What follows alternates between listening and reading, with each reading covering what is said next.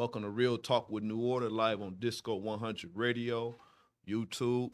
Getting in the studio, I have my National Economic Advisor, Mr. Noki Hardin, and also I have the Vice President, who's been in the organization since 2011, who is a veteran, been through the good times and the bad times, Ms. Shauna Swearington. Yesterday, our Youth and Outreach Department had a chance to feed a single mom with 9 kids. She's going to kind of explain that it ain't all about doing stuff during the holidays. We do have a food pantry that we do donate throughout the year. So I'm going to bring her on in a minute, but we're just going to have a conversation talking about what's going on. I'm have her have opportunity to talk about what's going on. She went to Miami to help out on the Biden and Harris campaign. She could tell us what's going on in Miami. She had a little experience in Miami, Florida. You know, you could call in at 678-638-6626. This is Real Talk with New Order. So let me go ahead and introduce my co-host, Mr. Noki Hardin, who's from Chicago, strong brother, poetry, deep conscious about our community. What's going on, Noki? How was your week, man? Man, it's great. You know, just working hard. That's it. Yep. Oh, it's on. I'd say it was deep, working hard. Yep. Oh, okay. Yeah. Okay. Ready for the so-called, I know some people, you know, we do celebrate the holidays or whatever, but I know we have different people have different perspective about it. But you ready for the holiday? Or the time off? Yeah. It's almost like a shutdown. Thinking the shutdown, I know in my hometown, man, the coronavirus is real bad, man. There's a curfew. The whole state of Ohio, they got to be in at 10 o'clock. Yeah. You know, so everybody be safe out there. The coronavirus is real, y'all. Yeah, we got to take real. it serious. Right. It's very real, you know. But there are a lot of people that's surviving it as well. Yeah. You know, so any kind of encouraging words you want to say to the listeners, to the viewers today? Yeah, just everybody be cautious about their health, you know, and, you know, take it serious, you know, and, you know, wear your mask. Right. You know, I do every day at work, you know. Right. And, yeah, you just got to be conscious of what's going on because people do get it. That's true. That's true. That's true. That's very true. What's up, VP? Nothing much. I've been busy. I haven't worked per se since March due to this COVID-19, but I've been keeping busy. I got the opportunity to work on the Harris-Biden campaign, and it was more, you know, Biden, I was real iffy about Biden because his past legislature that he's put through, it's real shady against my people. You feel me? Right. But Harris, she's a strong Black woman. Right. She's from the Bay Area. So you familiar, because you're from Oakland, California, right? So you familiar with her when she first started in California? Yeah, we have she was a prosecutor, right? We have a love-hate relationship. Okay. Being a prosecutor and being the attorney general for California for some years. Okay. But you wasn't living there then when she was. I wasn't living there. Because you've been in Georgia I slipped for through her legislation and got out here to Georgia. Okay. Yeah, but I mean, I was a knucklehead growing up. Well, so you know, we all I ain't very perfect, well you know could have came under her iron fist. Right. So kind of explain your role. I know this is your first time. You've been in the organization since 2011. So you've been you're the vice president of the organization. Kind of explain your role and why you're in the part of the organization. Well, first of all, my background, my father was Black Panther, was a Black Panther supporter. So I was always power to the people, wanting to fight against injustices against my brothers and sisters. Right. So when I heard about your organization, I was like, yes, I'm going to get in. We met at the NAACP meeting, the very first one. I'm going to get in on the front lines and be out there. But then you had a department, the Youth and Outreach Department, which is really close to my heart. I was raising a daughter as a single mother, and I just know that struggle. So I was like, I know how the youth need support. And then the outreach, everybody has a time in their lives where they're low and they need a little assistance. That's true. So I really, wanted to become part of the outreach and you're department. doing a wonderful job. And I've had some great people under my. And remember the lady that passed away? Sherry Anderson. Wow. She was my rock. Well, I know you took that kind of hard back in the day. What was the brother's name? He just passed away. Ronald Dowell. Right. Ronald Dowell. Oh, he passed away too? You remember Ronald Dowell? He That's passed right. away That's right. Beginning of this year, I believe. That's right. Or last year. I don't know. Time just life is precious, boy. You could be here today and go home tomorrow. But I'm always looking for good people. I've had good people in my past, and I need good people in my future. Right. Kind of explain what we did yesterday. I know y'all had a chance to do a home visit. Went to a family of 9. This all came together within a week. Monday, somebody called me from another organization and told me about this family. It's a mother who is giving birth to 8 children. Right, right. She lost one child to a kidnapping, rape, murder. And the other kids are struggling in school with IEPs.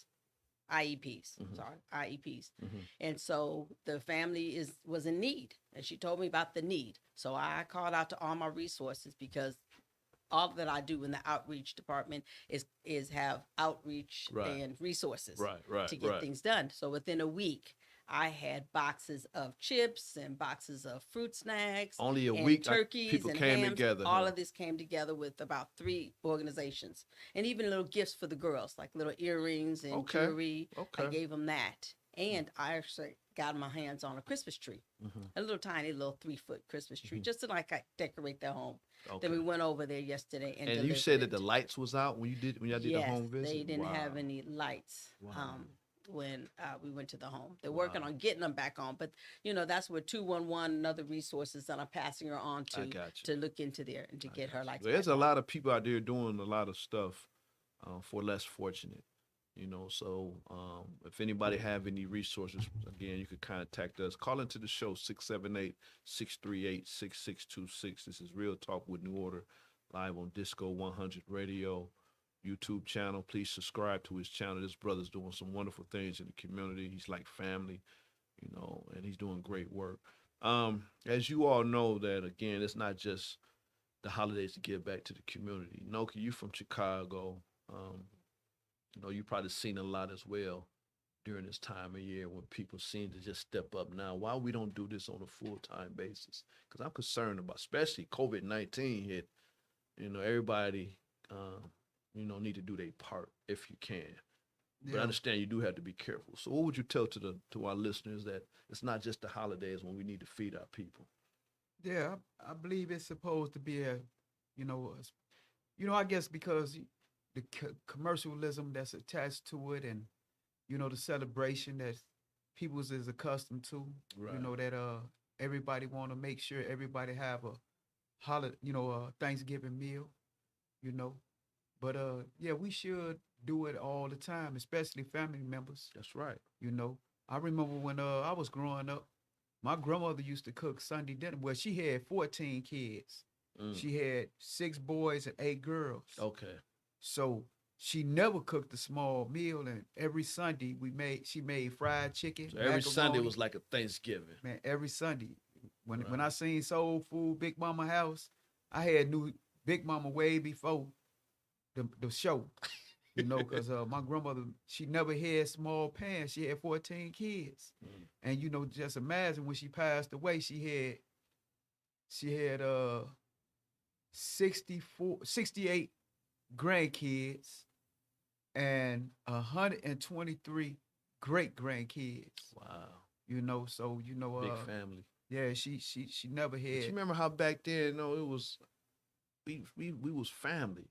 But it's like when maybe that grandmother, aunt passed away, that's the one really kept everybody together. Yeah. The family reunions. Y'all remember, Sean, did y'all do the family reunions growing up? And I just want to talk about family, our family, how it used to be. I kind of miss that now. You know what I mean? I really miss it. I'm an only child.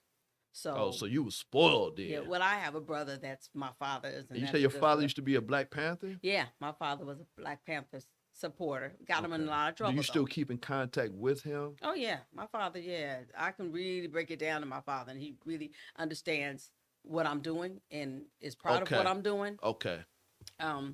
But yeah, back then it was my father's family and my mother's family, and my mother and father met when they were 14. Okay. So those families are already close because they grew up together. Right. And I really miss my family reunion. I don't know what happened to my cousins. Everybody's like living their lives. And so you remember when your dad was out there coming home with the suit on and feeding the folks in the community? Do you remember all that? Vaguely? Vaguely. Okay. Because by the time I was 10, me and my father were separated. But I do remember him having a lot of friends. He ran with a crowd. Mm-hmm. It was a whole group stuck of them together. Black people, just love. And it was all about that love, and it's all about helping. And we need to have that today. You know what I mean? Yeah, we don't it even have that shouldn't be in the anymore. organization as Black folks. This country is so divided right now. I love my people, and we got to stick together. you know, and I'm gonna be honest with you, you know, thank God for Trump because it woke a lot of people up. You know what I'm saying? Because this stuff has been going on. Don't think that he came in office and started racism. It's just a fact. It's been going on. It's just people are more conscious right now. Good and bad. That's Trump, true. Because there was a lot of people that I didn't know. That's like on my Facebook page. That I you didn't know which way they rode. Now and you they know. made it quite clear Right. which way they rode. We're not riding together anymore. That's right. Because they made it plain. Like, That's you know, true. he's done a lot for your That's people. Right. And I don't have time for all of that. Yeah, it's too much chaos going on. I mean, even the election is over with. He still doesn't want to give it up. He just shown to feel that I think he's afraid that he might be going to jail. I think criminal charges might be coming down later. That's why he's fighting so much, you know, and stuff like that. But, you know, like I said, you all be careful out there. You know, we go do our job as an organization. We doing great work. I want to give a shout out to every matter of fact, before I go forward, not I, but we. A couple of the staff members are online right now, Red Fidel. That's what I was talking about earlier, originally from Miami, Florida. Again, call in, you all, 678-638-6626. We're talking about the Black family, because without us, you know, we got to stick together. You know, it's very priority. I got an email from one of my family members. We having like a visual, called a visual, and then we just kind of check in. Okay. You know what I'm saying? Yeah, we do that. You know what I mean? So at least we're checking in, you know. And they said, I haven't been on one. They teased me, said, Joe, you need to get on. But, you know, we be having visual conference calls and stuff just to see how you're doing, you know, and things like that. So that's a great idea. You might want to bring that up with your family. Yeah. You know, with Zoom or whatever. Just kind of see each other talk. Yeah. Because you mentioned that we don't talk. You know, because, you know, seems like every time we used to get together when someone's being buried, it can't be like that. You know, we need to do that prior. There has been some issues going on. I know there's a story. I don't have all the facts, but there was a situation happening in Louisiana. A 15-year-old little boy went somewhere with this white female. Next thing you know, they found him dead. So they think it's some foul play going on. Emmett Till. It's like they said when they found him, he looked like Emmett Till, VP. But again, I don't know all the facts. I know the research department has been looking into it. We did send out our information there. I know there's a GoFundMe account, but I know next time we come into the studio, we'll have more information. But there was that's what's going on. That's what's going on. Yeah. You know. And some of it makes the news, but most of it doesn't. That's true. There's a whole lot of stuff going on that Thank you hear God about for cell phones and social media. Use it wisely. Social media. A lot of people talk about that social media, but if you use it wisely, it's a good tool. I like it. Now, if you accepting all these negative friends and all this and that, that's on you. You know, but if you use it wisely, you know, it's a great tool because you ain't even got to watch the news. You can put on social media. What you think about when people say about social media? What is your input on that? I think it's a good tool. It can wake people up. You know, you could put things on there that can some positive stuff. Because I don't know, you do a lot of poetry and stuff, man.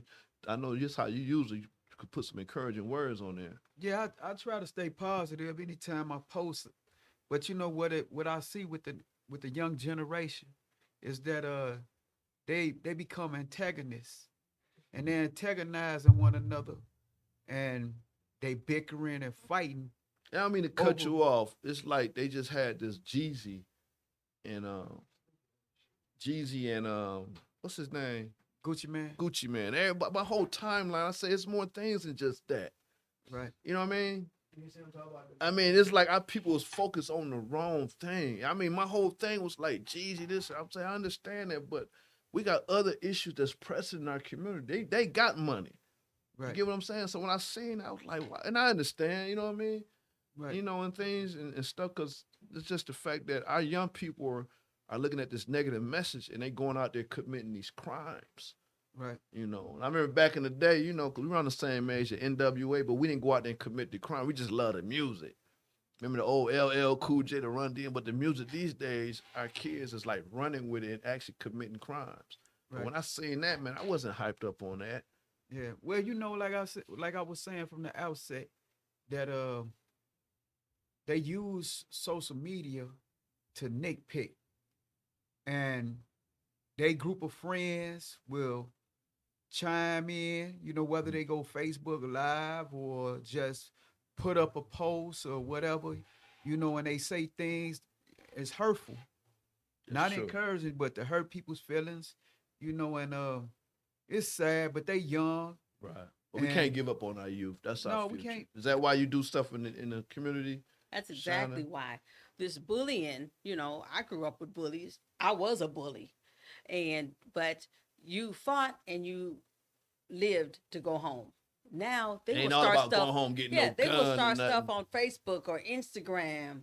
They will start a beef, and then they'll get out in the streets and pull a gun or pull a knife and do somebody just behind some words, just because somebody called you ugly or whatever. Now they're ready to kill each other. That's true. Yeah. You know, one thing I learned before the pandemic, you know, we was going inside the Evolution Center in Atlanta, Michigan, giving like motivational words, encouragement. I missed that, you know, because I believe we was making a difference in there. And hopefully when this pandemic lifted, because we ain't all about just coming in every Saturday doing these radio interviews. The real work is in the community. You feel me? And it's called a solution. You know, we pick our battles. Even during when legal cases come across, we just don't be out there just to hoop and holler. Dad always taught me if there's not a solution, you know, you're wasting your time. That's why, you know, economics is very important in our community for some reason. I think we can do better. I mean, y'all have any opinion on that as far as our community, we can do better as far as economic wise? Well, we have a lot of resources.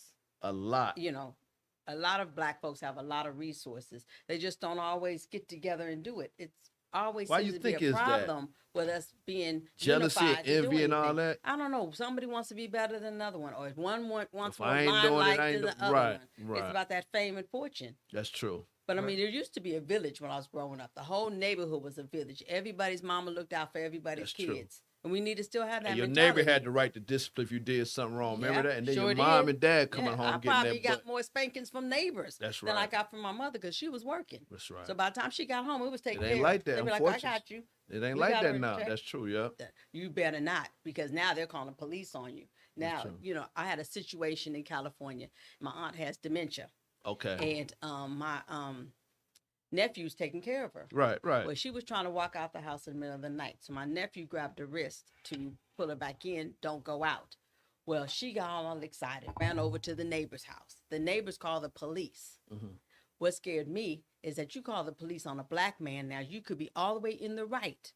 But if the police come out there and you agitated, they came out with their guns drawn. And my nephew could have And that's lost his happening life. now. Right.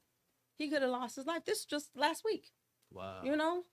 He could lose his life in the climate of this country right now. So you got to be careful because the villages and the same, even the police back when I was growing up were a lot more just. Friendlier. Yeah, they were a lot more They'll just. I would get in they'll trouble. drive through our community. They How would you drive doing? me home. But They see, would now drive they me look home. at the law enforcement as the enemy. And our Yeah. police are not bad, but we do got some bad apples need to be off the force. But you remember back in the day, I don't know about y'all, but police would ride through the neighborhood. There wasn't no fear.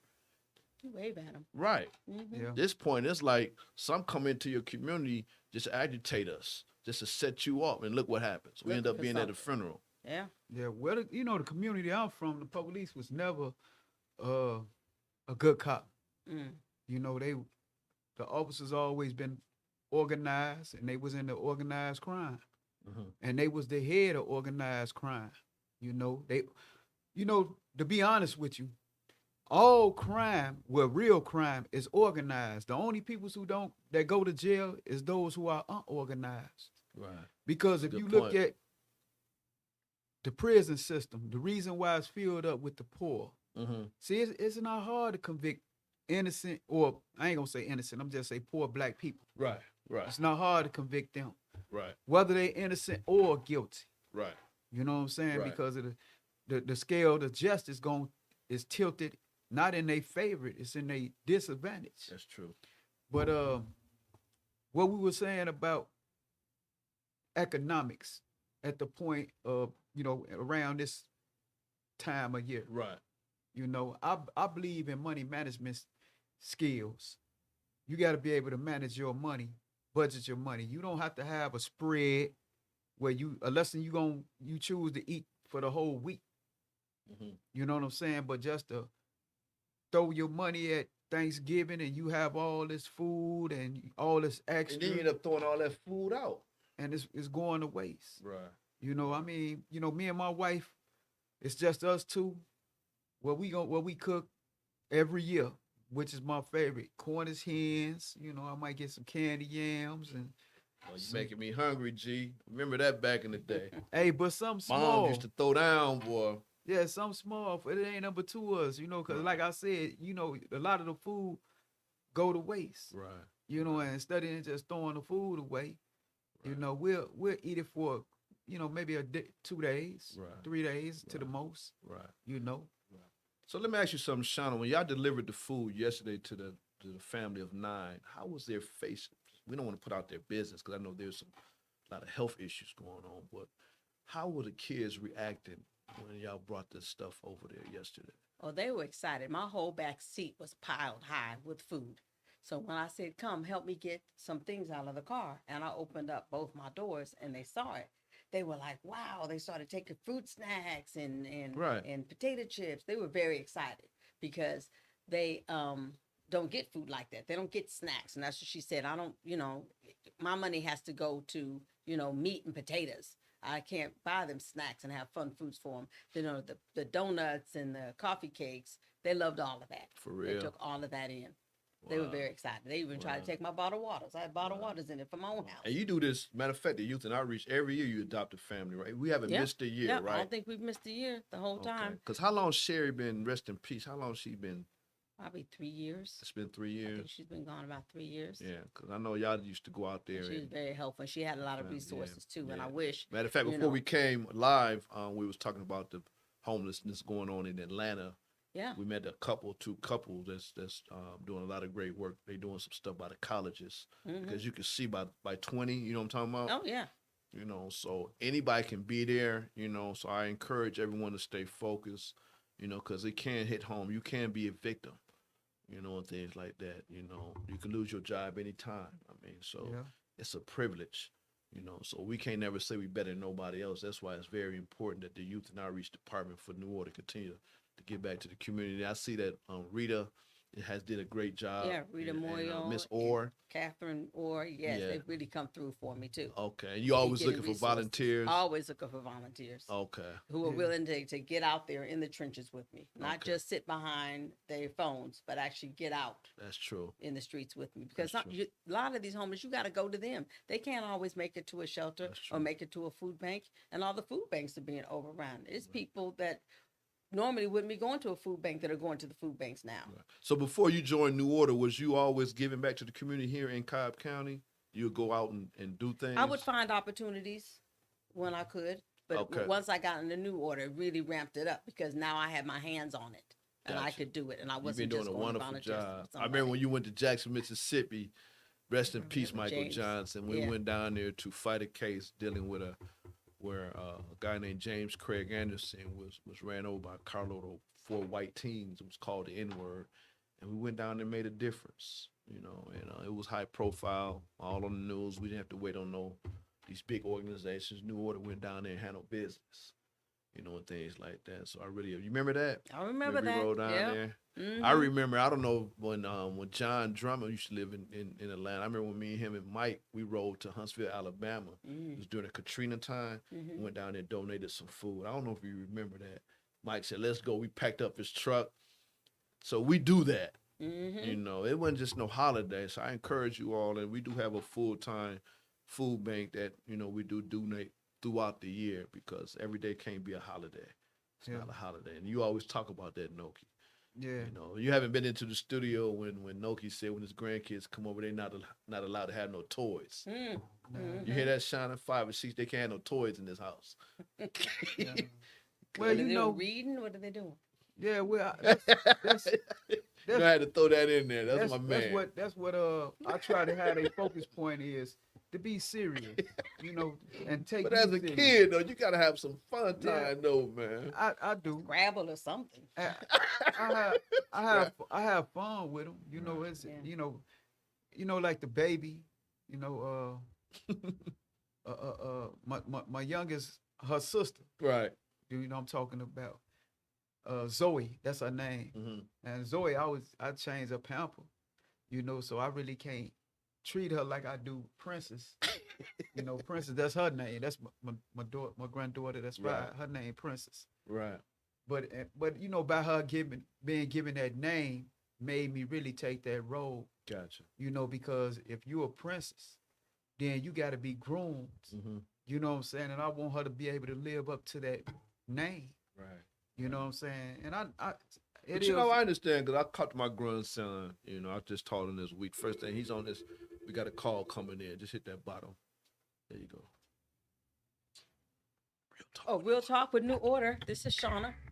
Who am I speaking with? Hey, Shauna, how you doing? It's your Chief of Staff, John Drummond, calling from Columbus, Ohio. Hey, John. What's up, Chief of Staff? What's going on, bro? Hello, John. Oh, well, I saw y'all picking on Noke, and I had to call in. I got you back, Noke. Now, look here. You know, in the world, you know, you have your wartime presidents, then you have your presidents during peaceful times. These are war times. And, you know, sometimes you got to have a wartime grandpa. So I feel you, Noke. Handle your business, Noke. Do what you do. Thank you, man. Hey, John, on a serious note, man, I know you living in Ohio, man. Y'all be careful, man. I understand that y'all are under a curfew. Is that correct? We're under curfew in Ohio from 10 to 5. The city and the county that I live in, we're actually at purple, which is the worst stage of this coronavirus. So yeah, we've been advised to not even go out during the day, let alone the curfew from 10 to 5. You know, they saying if you can, they're not mandating daily. You know what I'm saying? They're mandating the 10 to 5, but they're saying, hey, look, if you ain't got to, you know what I'm saying, if you got to go get groceries, if you got to go to the hospital, if you got to go to work, we understand. Other than that, stay at home. One thing I learned, John, you and Shauna, y'all been in New Order. Y'all the vets. About what, 2011, 2009? At the library. Right. You remember that? Right. Yeah. And John said, I was stuck on Shauna because Shauna was like, my dad was part of the Black Panther Party. I was like, ooh. Yes, I remember that. I remember the day that Shauna came in. I sure do. I remember that Love you, BB. I remember that vision you had, John, when you said, Gerald, I see ourselves really traveling across this country, and this vision then came true. We done built members throughout the country, you know, the research. A lot of our members work remotely and doing a wonderful job. So your vision came true, bro. Well, you know what? That was all our vision because I can remember the conversations we had at the library. You know what I'm saying? With Mike Johnson and his Feed the Needy program. Right. And wow, look now at Shauna, we have a whole department, an outreach department, you know, a youth department. We always used to talk about going out in the community and helping the youth. Now we have a department. We got departments now. We didn't have departments back then. So, yes, we've come a long way. But you know what? I can't take credit. We all talked about our visions. And now those visions are finally coming into fruition. Gerald, you always talked about having a dedicated team. Right. You know, so many people would go in and out. Like you said, me and Shauna are the best. Y'all hung in there, boy. But Gerald and Shauna, you can think of all the people that have come and gone in New Order. And now we have a family that has been around for a while and seem to want to be hanging around for a longer period of time. So that's just a blessing. Right. I think what it is because they realize it's bigger than all of us. It's all about the future, the children. You look into their eyes because somebody led the way for us. You know what I'm saying? So I really thank the New Order family, you know, from across this country that's very committed, man, that's not playing. My man in the studio, Noki. That's you know, right. He was well, I don't want to hold y'all, but I just want to say this as far as, you know, the season and, you know, about family and giving, you know, I hit hard times before. And one of those times I hit hard times was in Atlanta. So the things that, you know what I'm saying, we're doing as far as getting back to community, I commend that. Right. And that's just a beautiful thing. I was raised by a mother and father who were the people in their neighborhood that, you know, people looked up to as far as, you know, they thought we were rich. We weren't rich, but, you know, my little friends, they would come by, you got everything. I was raised as an only child. I'm not an only child, but I was raised by my aunt and uncle. Right. And my auntie would make sure the kids in my neighborhood, especially my friends, when they would come over, they got fed. Right. So, you know, it's all about family. It's all about unity. And you don't have to be blood to be family. Right. Exactly. I just want, before you hang up, you and Jeanette are doing a wonderful job in the legal department. I know you've been running the legal department since 2011. Keep up the good work, bro. Appreciate y'all. Y'all have a blessed holiday, and looking forward to y'all guests tonight. Thank you. Thank you, John. Hey, you too, John, and thanks for the support, man. Right. Yes, Love sir. You, It's wartime grandpa. All right, now. You know, you kind of remind me of my granddad, my dad's dad. He was a trip. You know, he's all about that discipline. You know, he didn't play, boy. So it's right now. It ain't all about. I understand kid could be a kid, but it's to the point now we got to get them, we got to grab them young. Yeah. So I understand your message. Yeah. Also, I like to say this here as well. You know, me, myself, my persona, I like to distinguish myself from the others, you know, while I'm at work. I don't, you know, I do some things that's unconventional. Mm-hmm. You know, like we got several break rooms. Okay. And the break room that I choose to sit alone, isolated, is the one, just like I say, distinguishing myself from everybody else. So you be like in your own little zone. I mean, unless, you know, anybody welcome, because it's a facility for everyone. Right. But a lot of people choose to go, not to be in this particular part, because you got 2 bathrooms right there, and sometimes people come through the break time and use the restroom and stuff like that. So they feel like it's demeaning, you know, from the order or whatever. Me, I find it, you know, being able to be isolated. You know, I'm not a hermit or nothing like that. But like I said, I want to distinguish myself from everybody else. So you know, it's very important that you keep your circle very small. Yeah. People that believe in the vision that you believe in, because, you know, negative stuff, when the the devil try to interact, you know, he try to work his magic, but I don't listen to all that negativity.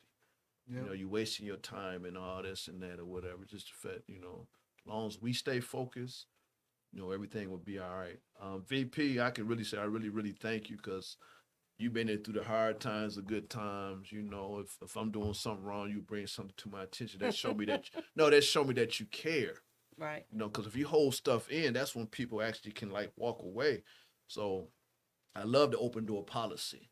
Well, we no one can judge until they know what's going on. That's why we've been around for years and we're moving. And people don't know. And like I said, Facebook is shut down right now, but New Order has already done built that path. Right. You know, everything's in line. We got our 501c3. Our website has been up. You know, so we don't know how long this is going to take place. So that's why we got to continue to put God first. You know, and things like that. So, but my dad said, if you can't accept criticism, you're in the wrong business. Right. Because especially the people that's in your circle, like Leonard Jones, spokesperson. Yeah. You know, we got a lovely board of directors. Strong. Greg, of course, John, Jeanette. And we're some, and then the members, I speak to them more than you all. They are dedicated. Like if I'm traveling, Sky is incredible. Marketing. Sky's always got something on there. Right, marketing. It's all about marketing. You know, Red is doing a wonderful job every Tuesday night doing the live podcast representing New Order. You know, Leonard goes on Dr. Slaughter's show representing New Order. You know what I'm saying? When I ask you to come into the studio, you say, okay, what time, where at? You know, unless you can't make it. That's dedication. You know, so that's why I love the drive that we have. So, like this Black family thing, you know, I encourage everyone to be how it used to be. You know, and it's just sad that we done came to this point that we're not even loving one another. The only time we see each other, love one another, we go into someone's funeral in our family. Right. You know, well, you know, take advantage of the situation while you're here, because life is too precious, man. Right. Well, you know, with the culture, the way the culture is right now, they have introduced other things into the fest. Gotcha. You know, you don't have just the turkey dressing and potato salads.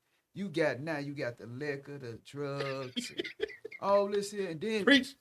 Say it. So, you know, a lot of times even when we get together as a family, those of us who choose to, you know, remove ourselves, because it's a lifestyle. That's right. Those of us who reject it are being rejected. That's right. You know, and a lot of people don't understand it. Well, you know, like I said about my position, I try to distinguish myself from other people, not trying to say I'm better than nobody. Right. It's just that You're just in that zone 24/7. Right. I want to take a different path. I got You know what I'm saying? And people want to call you to their way, and I choose to go the other way. You know what I'm saying? Right. And you know, this is all about being a leader. Mm-hmm. We got to lead by example. We got to set the tempo, especially now. What you think about that, VP? All this division going on. You see what's being an only child.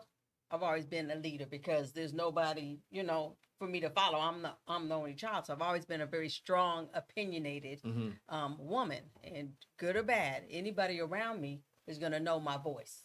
I'm gonna speak my mind, and I think a lot of people want to do the sheep and be sheep and just follow somebody, and you just tell me what to do. They don't want to research because the other night a sister called me, Kazia called me about this moringa tea, right? So I was like, well, I'll research it because I got to do my own research before I take on anything. And so as I'm telling other people about it, because it's an incredible. Oh, Keys in New Order. Yeah, Because she talking about I was talking about the family. She said they might can take something. Right. Go ahead. So, but before I'm going to share it with anybody, I'm going to do a little bit of my research and then tell you to also to research. Right. Well, people will say, well, get it for me and I'll try it. And no, you do your research and you get it. And that's with anything in your life. So what did you research on that? It has great health benefits. This moringa tea has great health benefits. I'm a diabetic. And so it's good for your diabetes. It's good for your high blood pressure. And, the pharmaceutical game, those are the biggest, hottest drug dealers in the world right now. Because, even when you research this new vaccine that's coming out, the way they put that together so quickly and the things that are in that, and I've been researching that, I'm not going to be the number one person taking it. Right. I'll be maybe the billionth person taking it before you're going to give me a vaccine of that type. I ain't took a flu shot in a while. I don't trust none of that mess. You got to be careful. But like sheep, you're being led to just, follow. You got to do your own research and do what's best for you. You are your own leader. Everybody is their own leader. Own leader, that's right. Lead your own mind, lead your own family. That's right. Lead your own organization. We need more organizations out here. Right. A lot more people need to be doing stuff out here. Yeah. Right. Well, I'm always, I'm always networking. And then all about joining New Order, do something because you can be a victim or family be a victim. Let's go knock at your door one day. You never know. You never know. Yeah. Would you say no? Yeah, I was gonna say everybody most definitely got to be a leader, but everybody ain't qualified to lead. Be a leader. Right. We just got to be honest. That's true. Everybody is not qualified, but they can be if they got the discipline or the right temperament. Like a Donald Trump, he really wasn't no good leader. Even though he was in a position to lead. Right. You know what I'm saying? Right. And I don't want to make Trump the issue. You know what I'm saying? And because we can punch on him like a punching bag every day because he deserved it. He's easy. You know what I'm saying? He's the easy mark. He's easy.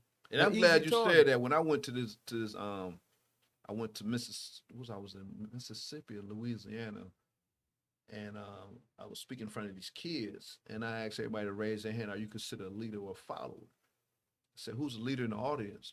Kids raised their hand, and then I said, who's a follower? A lot of kids raised their hand. But this one little kid, when he raised his hand, he started crying. I said, "What's wrong?" He said, "I've been following the wrong person," and things like that, and it kind of touched me, And I asked the mom, "Can I talk to him?" Because he was a minor, and he got up and started talking and things like that. And the mom didn't even know what was going on with her own child.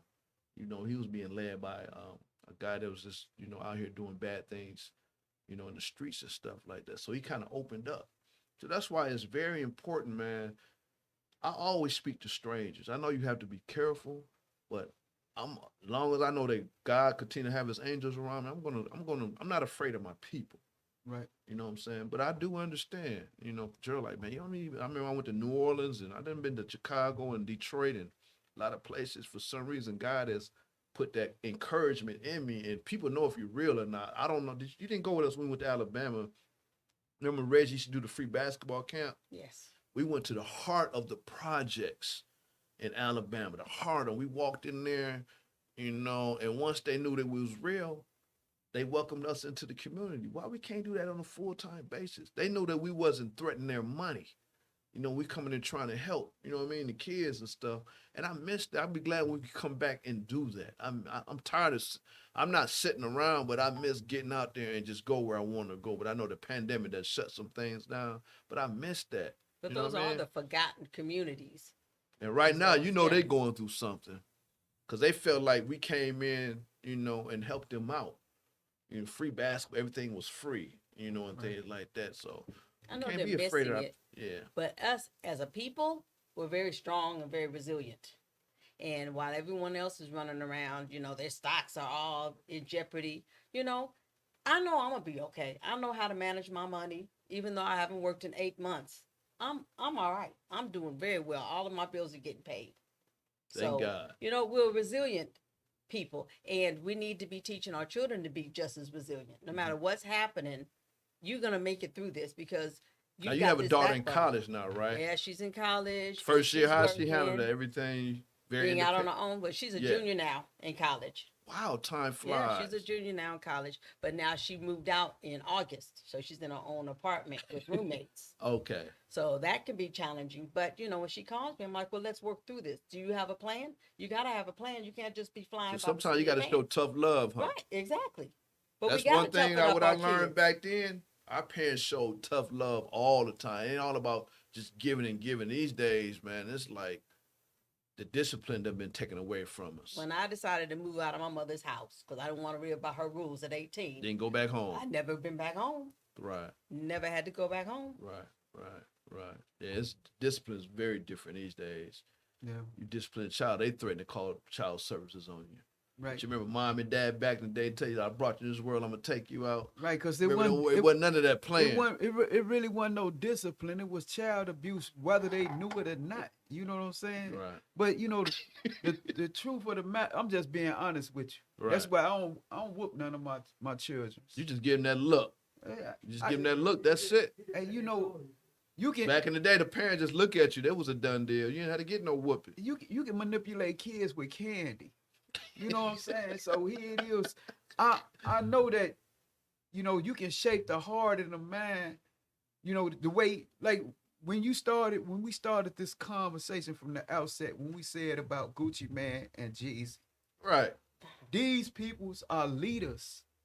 Whether we want to accept them as leaders or not, they leaders. And it's a lot of young people's following these people. I understand. You know what I'm saying? And how they encourage people to whatever path they sending them on, they sending them for whatever purpose they want to, but this is how they enriching their lives.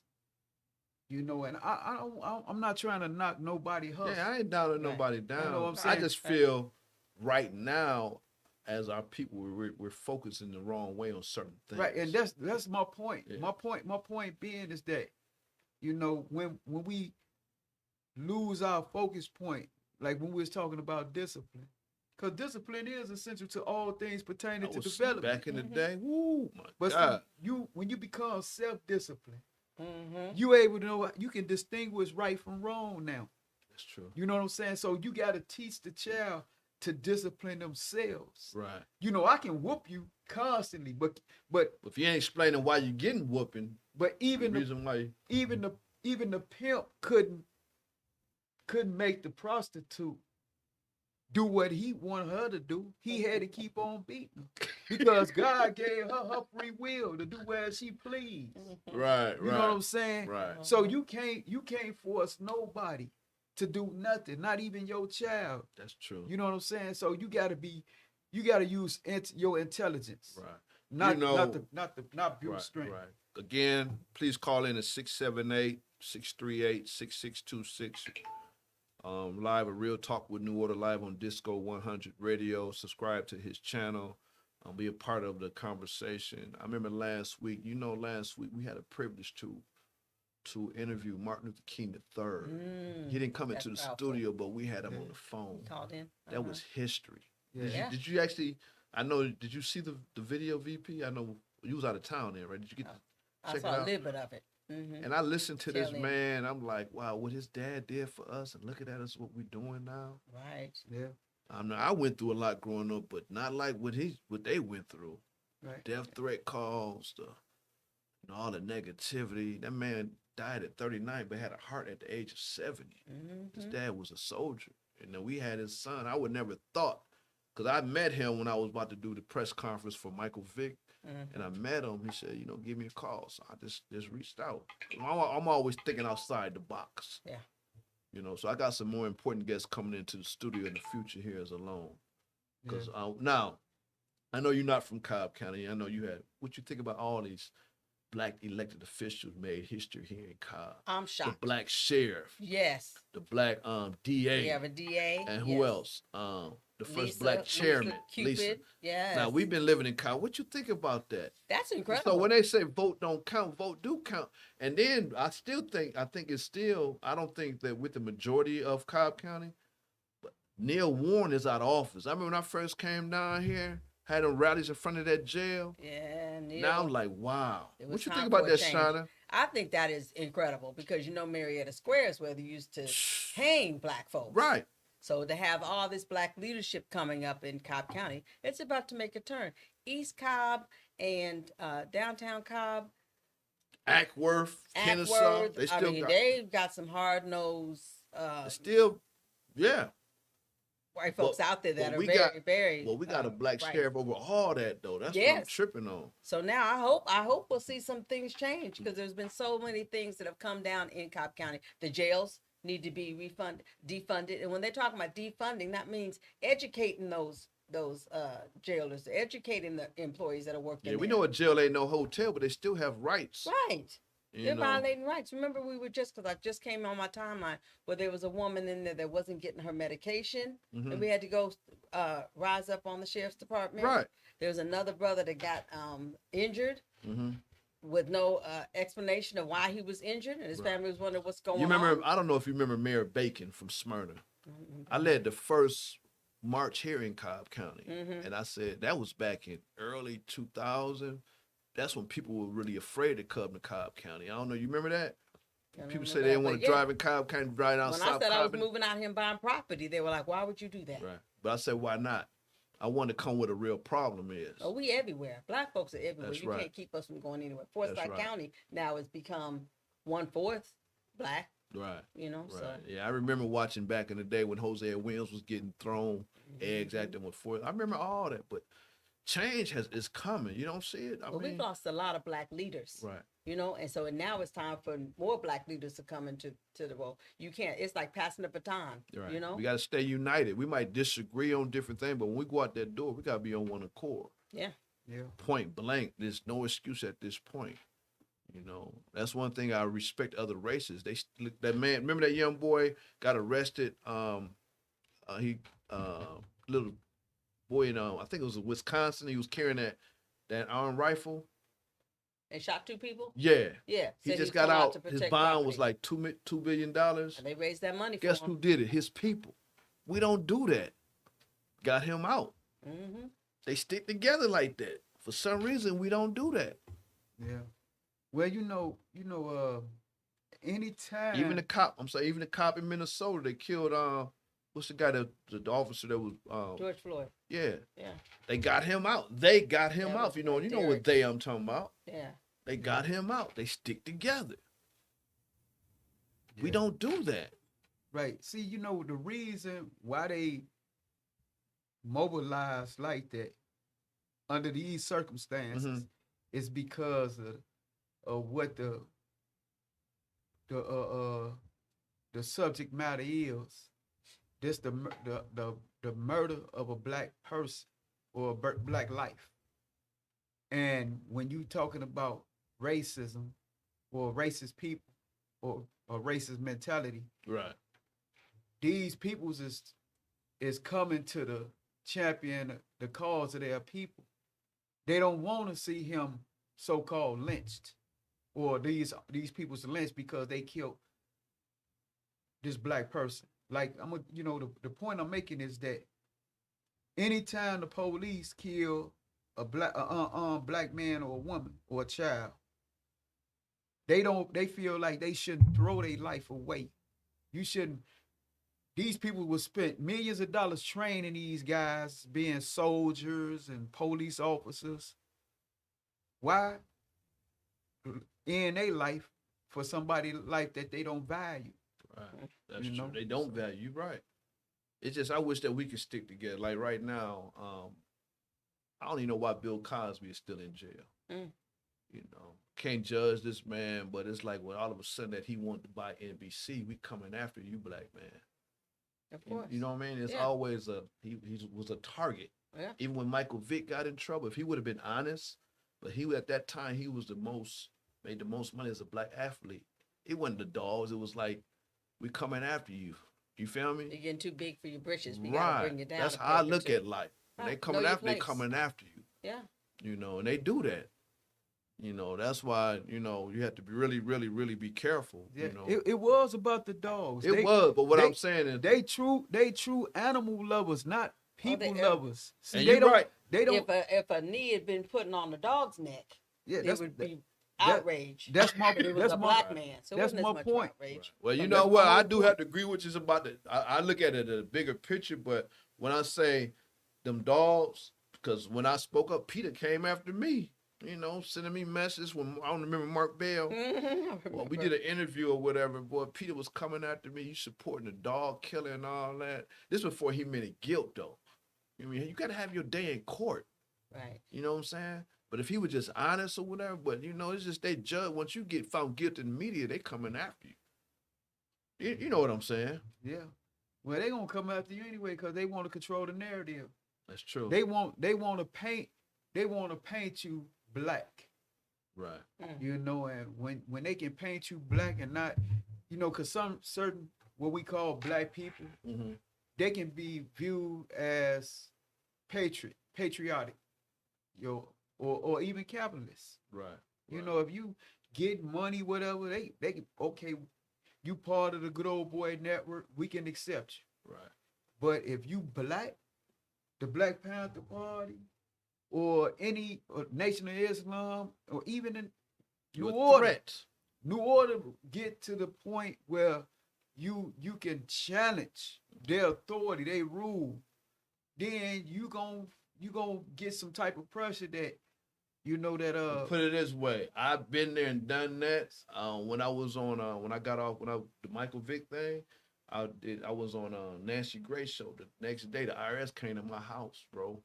Demanded some information, so I understand. Yeah. Don't think that no pressure came to me. Yeah, no, I'm just saying that's the point I'm making. Yeah. I'm just saying that when you challenge their rule of authority, right, and you paint it black, right, that's true. I remember back in the day, Shauna, when Cobb County called my house, said they had the wrong number, the sheriff department. I said, yeah, right. What did they call and say? They said something. They were saying something. One thing, what I had learned was when my son had gotten some trouble here, you know, I'm protesting in front of the Cobb County jail, and my son got caught up, and my son was in. I was nervous, but they know don't play. You know, they gave me respect. I had a chance to go in and visit them, so they know that, you know, what type of person I am or whatever, but, you know, they respect me as well. But they will come after you. Yeah. Yeah. But if you ain't serious, they take you as a joke. You know, if you're out here playing or whatever, but if you're out here making moves, like economic moves, everybody a threat then. Yeah, they can dismiss you easy. That's true. And they you know, we know we ain't got to go off up into espionage and nothing like that. Right. But this country, America, is the leader of espionage. They spy on any and everybody. Everybody else's business. Yeah, so, you know, they'll be all in your garbage. That's true. Yeah. You know, they gonna find out what they can about you. Your house all wired up, tapped. Don't even know that. So if you got skeletons in your closet, or you got bodies hid in your backyard, you know what I'm saying? They gonna dig them up. That's true. You gonna find yourself sitting next to Bill Cosby or R. Kelly. You can't run forever. Because you got a history. You got to pass. You know what I'm saying? You shouldn't have did what you did. I'm not saying that anybody guilty. I'm just saying if you got these bodies in your backyard, and you know, but I'm saying now if you gonna do what you gonna do, you got to know how to. You better do it right. You got to hide the evidence. That's true. Not in your backyard. Right. I remember VP when you spoke in the women's prison, the message you was giving, because everybody kind of been there and done that. The transitional housing. Right. And I seen the looks or whatever, so you was keeping it real. You know. Well, there go I for not the grace of God. Like I said, I was a knucklehead growing up. Well, ain't no perfect people in New Order. Came real close to living that life. Is that why you moved to Georgia, right? Yes. to get away from it because I wanted to be a gangster. I wanted to walk that walk. That's who I wanted to be because that's all my family was. The whole clan was doing something. They were all dirty hands. We get our hands. So what actually happened for you to like, look, I can't do this no more? I did go to jail. When I went to jail, I sat in there and I was like, nah, this ain't for me. This ain't the life that I want to live. And so, how long were you in there? 2 weeks.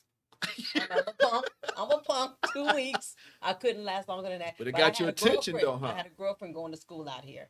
And so she's like, school is the new hustle. Get out here and get your schooling on because they will pay you to go to school. Okay. So that's when I came out here and went. Ain't been home since. I went back for a couple of years. Did you? And then came back in 96. So I first came out here in 90.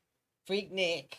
Right. Loved it. Fell in love with Atlanta. I was like, this is the place to be. It was fun back then, man. Know how to party. It's Chocolate City. Oakland is chocolate too. So I could make that conversion very easily. Mm-hmm. And then when I came back out in 96, that's when I started working at the West End and set down that I was going to have a career.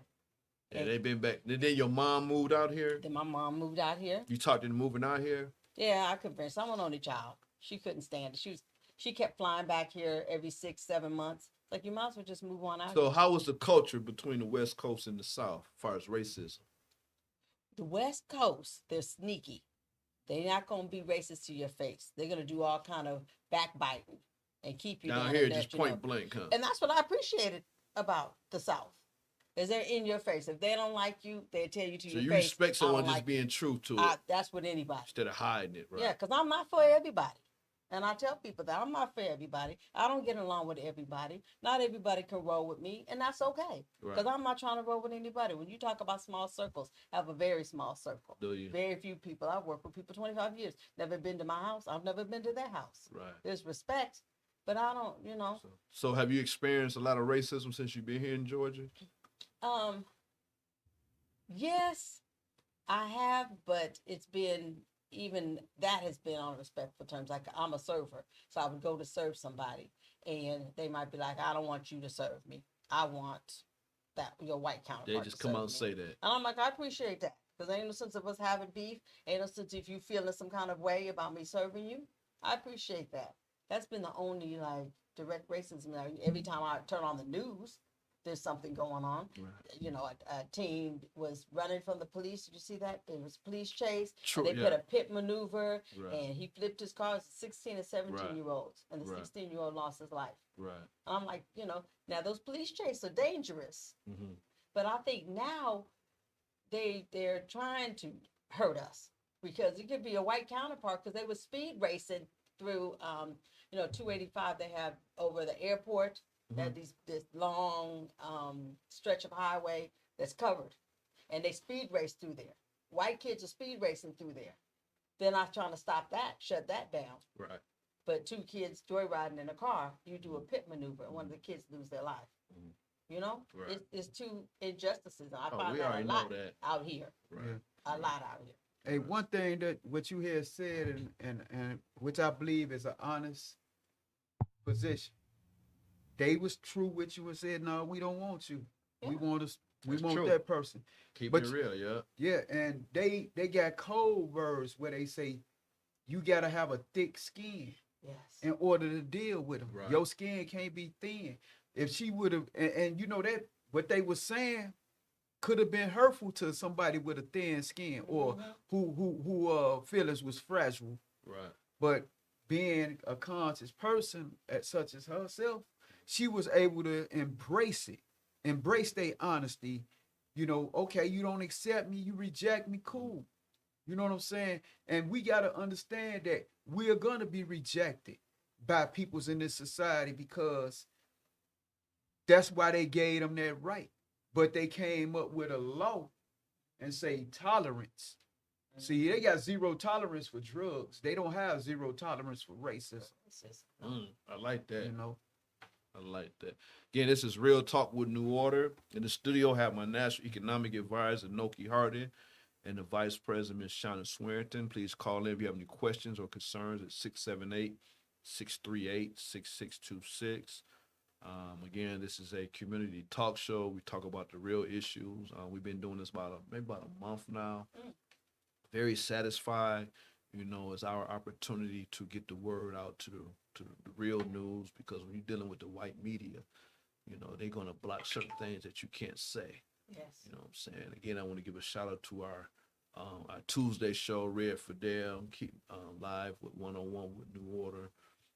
We had a matter of fact, on Tuesday, we're going to have Attorney Gerald Griggs coming on. He's out in the community doing things, but this platform right here, y'all, on DISCO100 radio, YouTube, we're gonna kill it. It's like I look at Roland Martin when he got fired from CNN. You got to crawl before you walk. And I got some people coming into the studios gonna shock the world. Jill coming in, Jill Griggs. I probably eventually, we had Rashad Ritchie in here. Right. We had Dr. Keith Slaughter. We had Martin Luther King III. I'm already lining them up. After the holiday. So this is going to be a nice platform. But we're going to continue to do our work in the community as well. We still get a lot of legal calls, but it's the word called protocol. We don't take cases off emotions. We go off facts. Things like people have to understand that, because some people don't always tell the truth when they look like us. Hello? You know what I'm saying? Griggs, he's over that case right now in Cobb County. Right. With Mr. Truitt, I talked to that family. Yes. See, I know Tim Cox. I could call him right now and say, hey, I want to talk to you. He might not tell me what's really going on, but I do not get the door shut on me, because I will expose you. I know Tim Cox, the chief of police of Cobb County. I could go in there, but I don't want to kind of step on no one's toes, but I'm that close of calling his office and explaining to me what's going on with this Truitt case. Well, that body cam situation, that's serious. All of them need to be having those body cams up and working. Right. Because they say one thing, but the video don't lie. That's why I respect Dr. King. When you seen his photos, he was inside them doors. He wasn't always protest. He got inside. I believe in going inside them doors, sitting down with you, man to man, even though you got that suit on, that uniform on.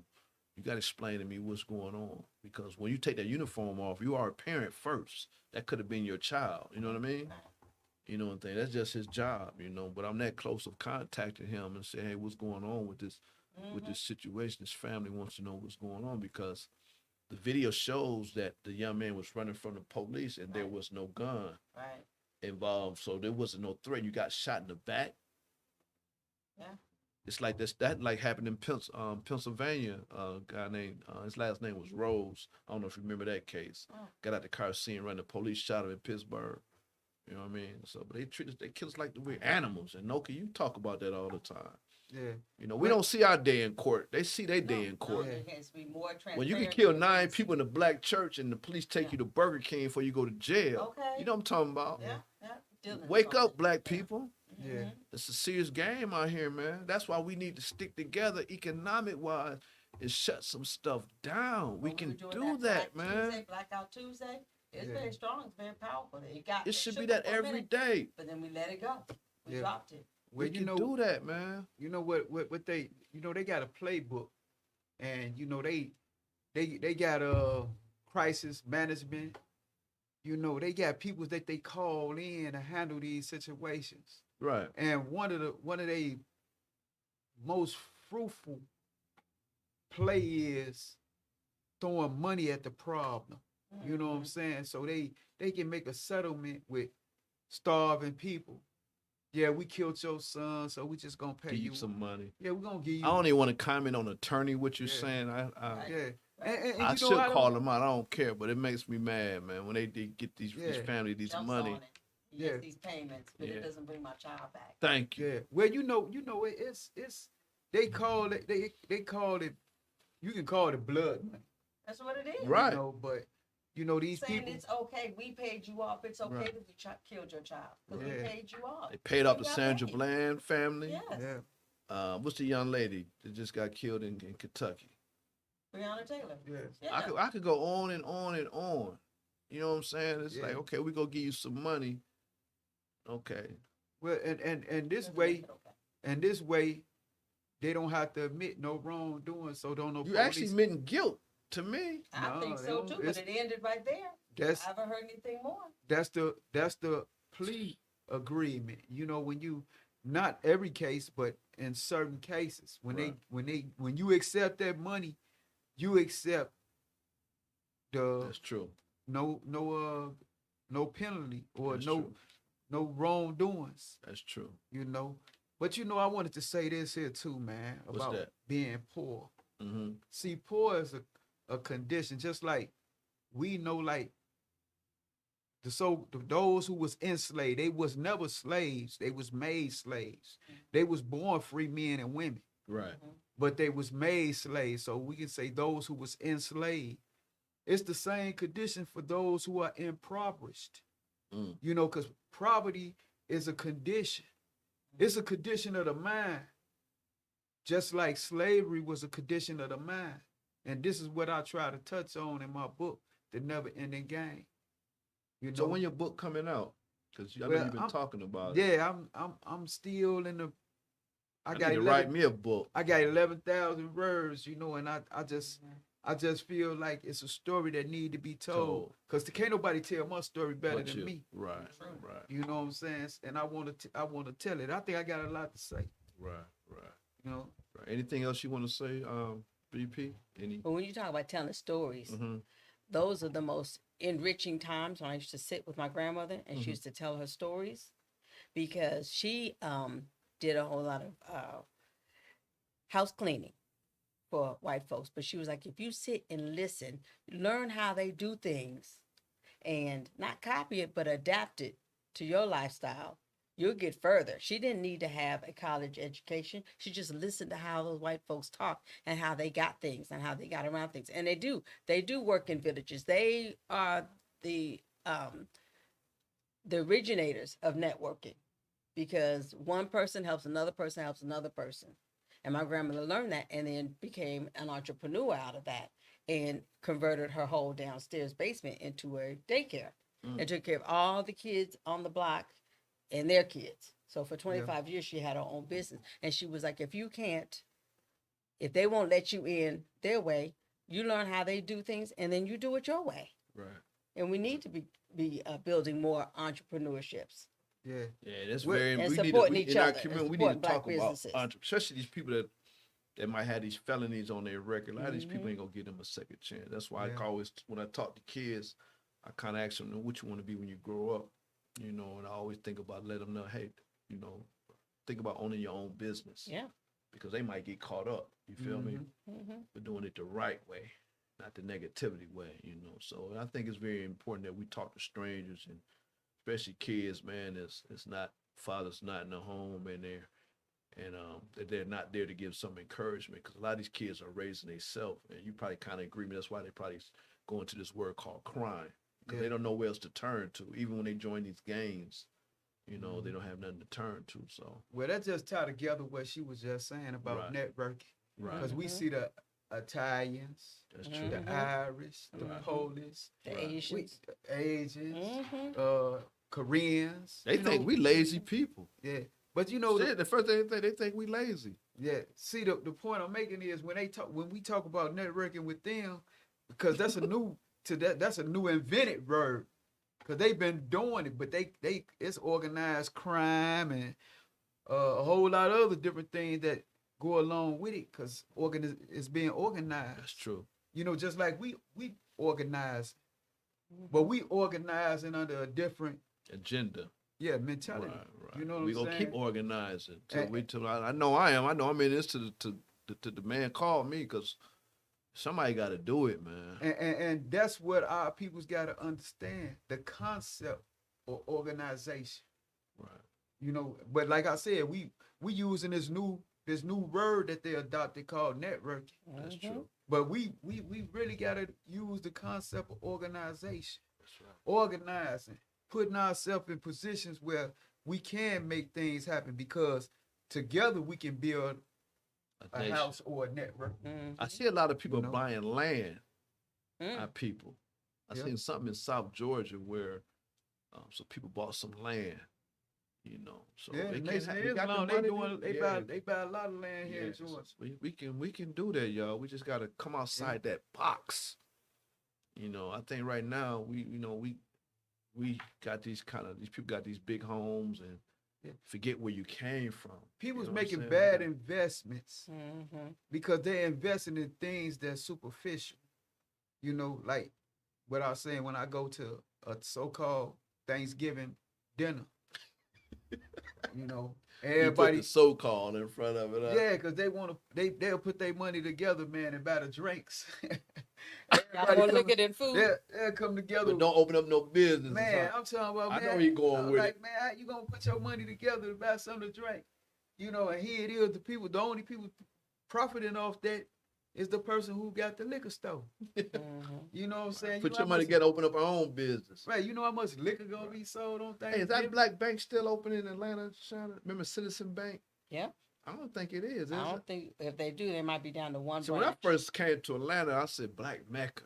Yeah. But it's a lot of division down here too. Well, you know, I think when a lot of money down here, when they dismantled Harlem, you know, when we were segregated, we were stronger people because we had to rely on ourselves. That's true. And then we wanted to, and there's nothing wrong with. That's what the ministers say all the time. Yeah, with mainstreaming, but we still should have held back a little for ourselves. Once we can go to the same band, once we came together, we got weak as a people. The ministers talk about that all the time. Yeah. Hey, but you know, I was gonna say this here because when you was talking about boycotting, you know, we need to boycott the liquor stores.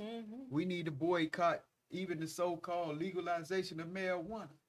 You know, we need to boycott these things. I mean, I'm not saying that everybody gonna be up with it, but I'm just saying we gotta start we gotta be the ones who lead the fight. You know, we gotta be at the front of the ham. I remember back in the day, I was boycotting a guy looked just like me, but he was selling T-shirts with marijuana emblems on it, and they was like I was selling out, but they wasn't getting the message because the T-shirt, that business wasn't selling in the white community, just our community, so it was destroying our community.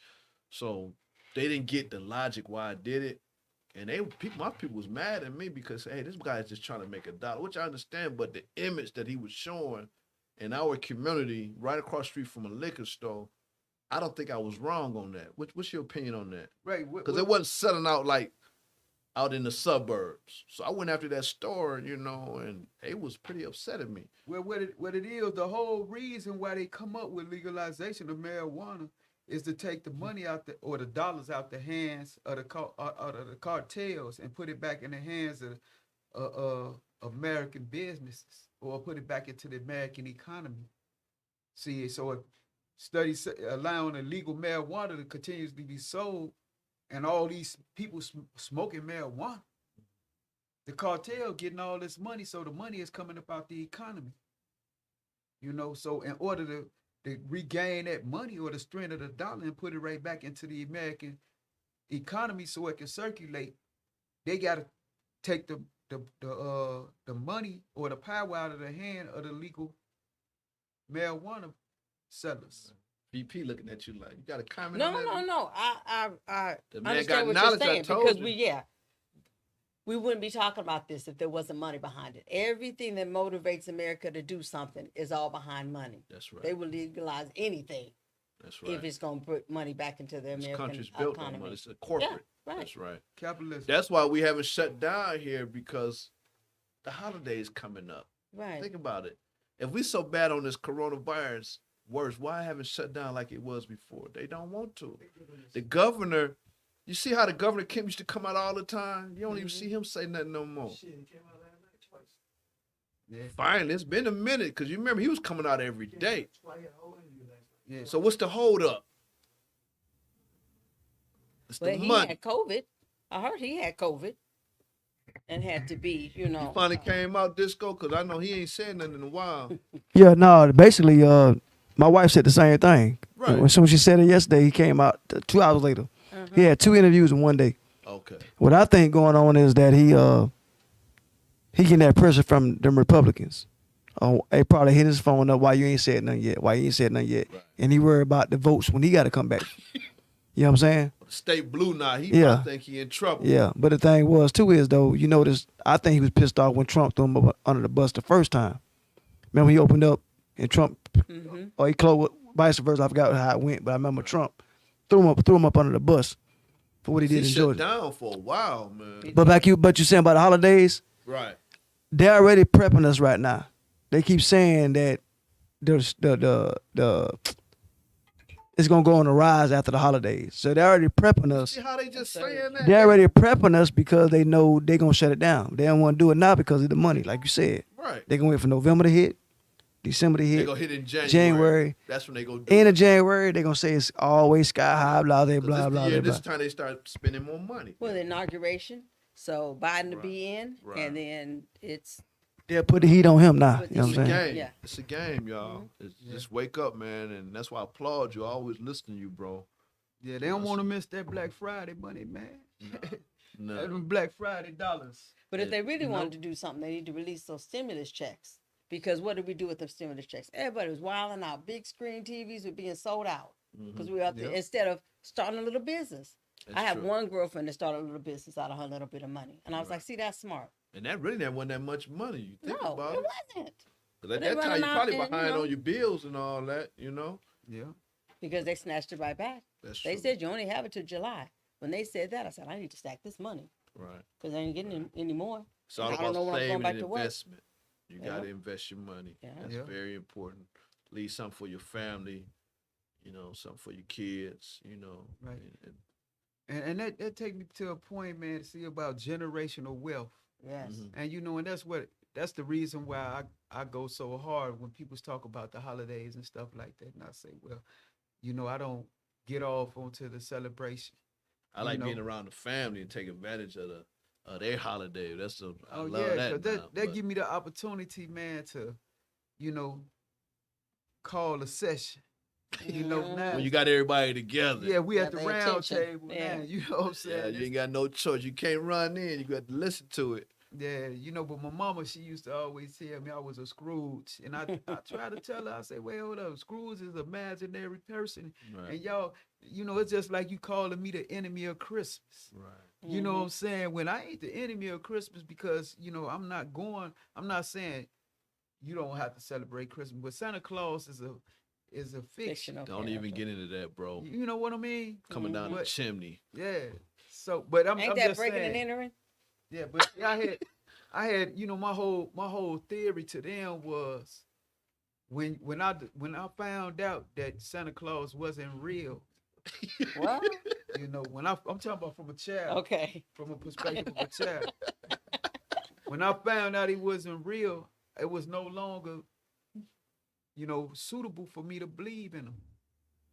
Right. You know what I'm saying? Right. So if it's not suitable for me to believe in him, why would it be suitable for me to teach it to my child? Right. We got about 6 minutes left into the show. 15 minutes. Again, the phone lines are still open. 678-638-6626. Wow. For the last 2 weeks, the phone's been quiet. Wow. Yeah, it was jumping at first. Well, I think all these holidays have been commercialized. Like Valentine's Day. Made up. Show the love every day. Don't just show me love on Valentine's Day. Show me love every day. I'm sorry. I'm sorry. Money, I'm sorry. They want your money. You said something about Halloween. This is what I don't understand. They let your kids come to school, costumes on, and have Halloween parties, right? Right. But they can't talk about Jesus in school. No. Yeah. Right. No, took Jesus out of school. Well, you know, even with Christmas, it was a compromise between the merchants and the Catholic Church, because they gave them Santa Claus and they gave them Jesus. You know, so it was like a trade-off. Well, the older I got, all this stuff is made up, man. Yeah. I mean, it's just we've been brainwashed. It's all about money, like Disco said. After all these holidays, that's when they go shut everything down. That's why I'm going out. Right. A lot of people don't accept it. A lot of people are still actually out not wearing no masks. Yeah. I guess they figured you know, I think a lot of people done got used to living like this. Well, look at Trump. Trump Jr. got the COVID. Right. Rudy. His whole cabinet caught it. Has the COVID. And it's not a big deal to them. They recovering from it. Right. The black guy, what's his name? That are impoverished. One passed away, Herman Cain. Herman Cain, yeah. And then what's the guy just caught it, the doctor that's on his staff? Ben Carson. Yeah, he got it now. Right. You know, but then he say every day it's not nothing serious. No. It's crazy. A lot of athletes is catching. A lot of college football But but they ain't telling the people that's recovering from it. A whole lot of people are recovering. Yeah, this is a 99%. I still don't want it. Right. You had it? Right. Wow. Hey, Disco, I think I screamed kind of. No, you good. Okay. Yeah. Yeah. So thank God the ones that recovered. We might have had it before. Right. You know what I'm saying? Yeah. We might have had VP. I don't want it. We might have had even it. if I can't recover from it, I don't want it. I don't want it in my system. I don't want it in my body. By any means necessary, I do not want it. Right. Yeah. So I encourage you all to, stay safe out there. Again, I really appreciate all what y'all doing or whatever. I just gotta get off some information. You can send New Order donation. You can cash app at $New Order donations, or you can pay through PayPal. We got some wonderful T-shirts on sale. I see you representing. VP got hers on. I know you hated that you missed the board of directors gathering. Yes, we had a wonderful gathering. Yeah, you was at mine at the time. Yeah, we had some fun, and just some dedicated people, man. And staff members. Again, I know I kept repeating this. It's just they are on point. Like I said, Noki's here consistent every Saturday. Of course, you can't make it, but it's never always excuses. It's always, we're not. The God done brought people like that now. When New Order first started, people wasn't serious. I didn't recruit no family members, all strangers. Because sometimes family can't take you serious. They can't separate business from personal.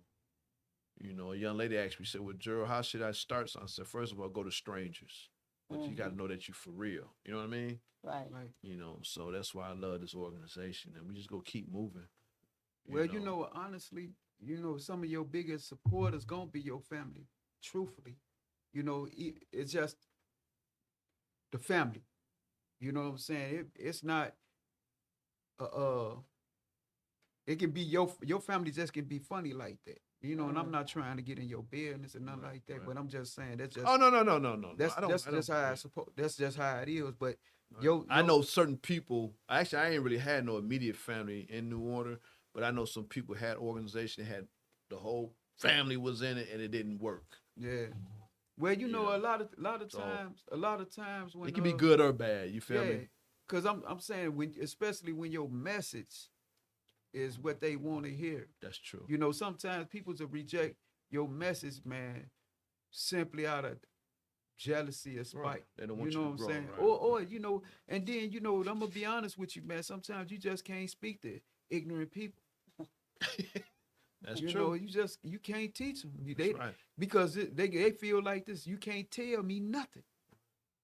So it's gonna be hard. It'll be hard to reach them. It's almost like trying to dig up the dead. That's true. Yeah, kind of go in one ear, come out the other. You gotta be around people that got the same vision. Yeah, and the same mission. Because some people would try to tear you down because they just want to hate. They don't want to see you grow. Yeah, and things like that. So, and even if they did come to the table with you, they ain't no telling how they'll poison the food or poison the well. That's true. You don't know what you got coming because you got to know who you dealing with and what you dealing with when it come to people. That's right. It's like on social media, some people get mad because they don't get a lot of likes, or a lot of comments. It's only social media. Half them folks being nosy. I'ma just say it. Some of them want you to fail, don't care. That's me. Like I always say, if it's shut down now, we gonna survive. I don't care. I don't get one like because we're doing our part in the community. We know what we're doing. Right. But you got some people stuck on that. Right. Everybody ain't gonna like every picture you take. Right. Nah, the problem is the less likes, the better. Yeah. Because like I told somebody, you ain't got like nothing I do. You ain't got to give me that credit. But they watching though. They watching. Not like, but they watching. That's why I shut my Facebook. Yep. So I shut my Facebook page down 2 months ago because I got tired of people watching what I was doing and want to support me. That's how I took it. But then I said to myself, you know what? I got to worry about me put my information out there. That's right. And my platform. If they press a button, if don't, they don't. Right. But I notice if the more ignorant stuff you put on there is what they pay attention to. Oh my But God. you put something about you celebrating a birthday or with your family or you got a promotion at work or they don't say nothing about that. So it's all a game, man. It depends what you put on there. The ones that got my phone number is the one I care about. Right.